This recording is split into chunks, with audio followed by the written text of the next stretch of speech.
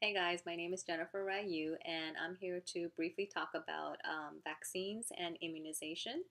I believe vaccinating is not only beneficial for the individual, but necessary to help prevent and possibly eradicate diseases that can lead to death for millions.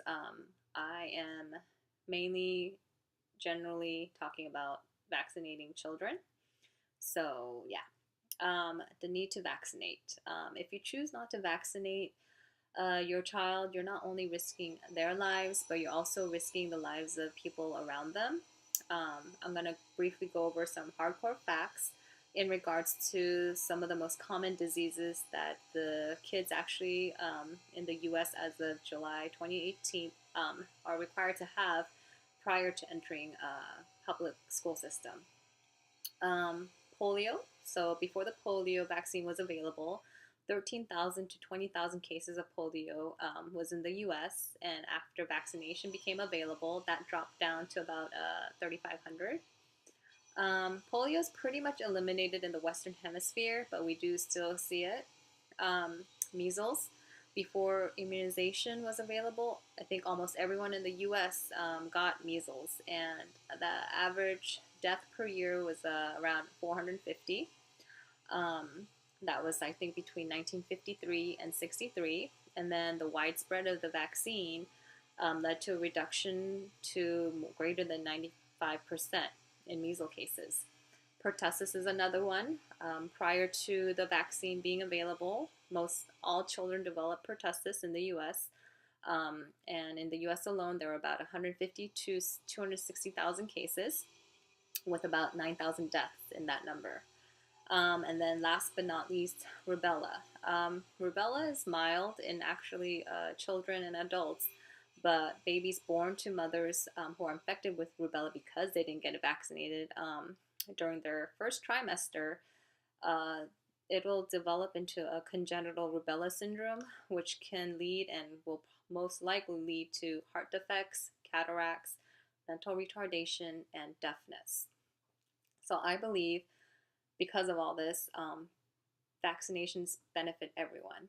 I know that some individuals, kids, um, they can't get certain vaccinations or vaccines because they have a chronic health condition or allergic reaction, weakened immune system, whatever the case may be. So, to help protect these individuals, the healthier ones should get vaccinated so it can protect and prevent the spread of disease.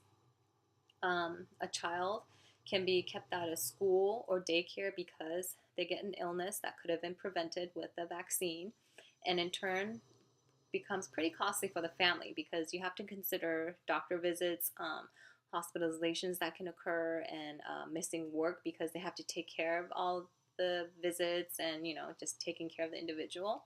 So all of that just encircles around being pretty costly.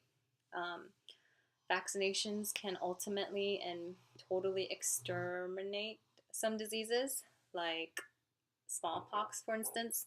We don't need the smallpox vaccine because it's been eradicated since all the previous generations that did get vaccinated for it. So I know that there's like a rumor or something I've heard that the CDC does have one vial of smallpox still just for research purposes, but I don't know if that's true.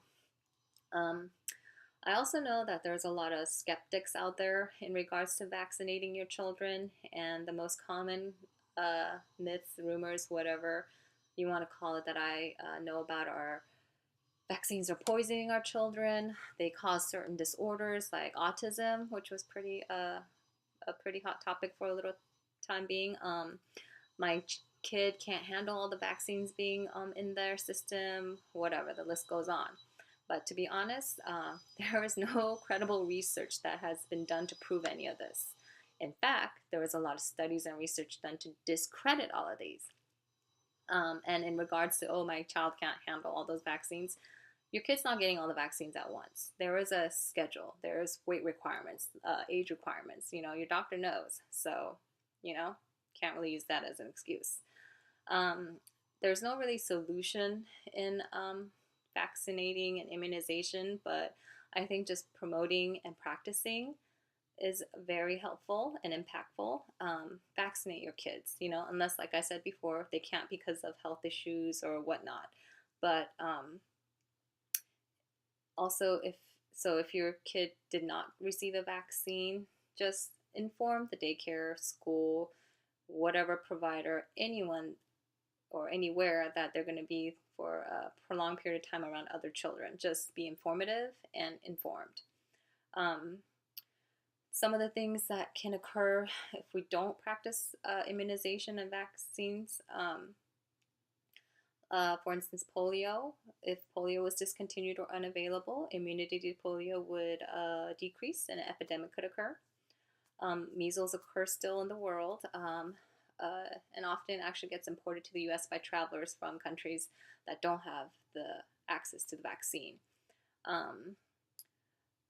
Prime example, around 1989 to 91, the number of measles increased greatly to I think 50,000 cases and 11,000 hospitalizations.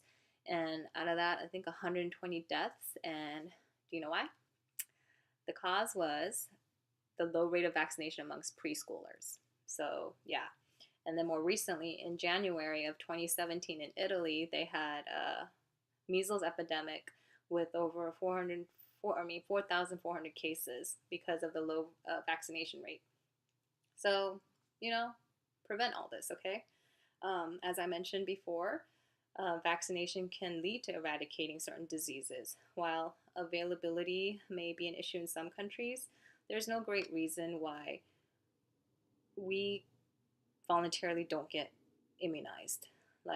If you have health risks or if it's a religious belief or whatnot, that's fine. But if that's the case, just, inform others around you or inform the school, daycare, whatever, that your kid's not vaccinated or whatever the case may be. I would just prefer not to see easily preventable disease make a comeback and, cause epidemics. The CDC actually released a statement not too long ago saying that these epidemics could happen more often, be harder to control because of the low vaccination rates.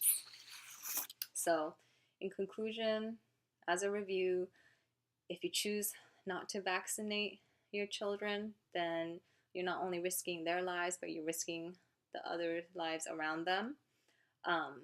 Be informed, informative. I strongly believe the benefits outweigh the risks. So if you can eradicate a disease when we have the chance, why not? Thank you.